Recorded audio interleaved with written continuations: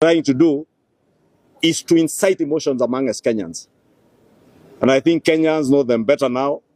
Kenyans have seen these people do not even read what is before the house. They only listen to the propaganda being propagated by their leaders. And Kenyans, I believe, know better now. This bill is not imposing any additional taxation on Kenyans that is harmful. And we are very cautious of that. And we have made sure that as much as we are improving the efficiency of KRA in collection of taxes, that we are also cognizant that Kenyans have bore the burden of taxation.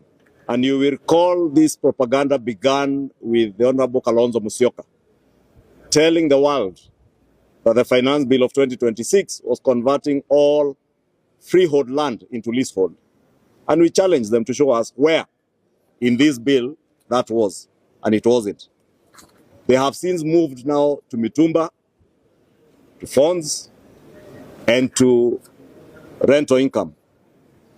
The former member for Madeira was the second person to propagate propaganda that we are increasing rental income tax.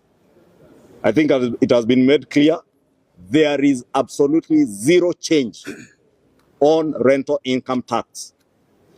In actual sense, what is being done is the burden that was placed on tenants of non-resident landlords.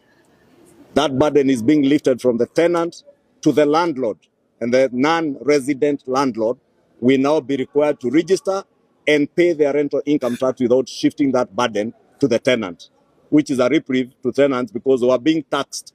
They were being penalized by KRA for not remitting the tax withheld. And there was also a lot of conflict between tenants and their landlords on matters withholding tax. Therefore, having debunked that, you have heard many of my colleagues, led my good friend and colleague, the leader of minority, speaking to issues that were not in this bill. Yesterday you heard it. This morning I heard the member for Kabuchai referring to clause 169 in the bill. And this bill has only 56 clauses. Therefore, also to inform Kenyans not to believe these people who are simple street liars and propagandists.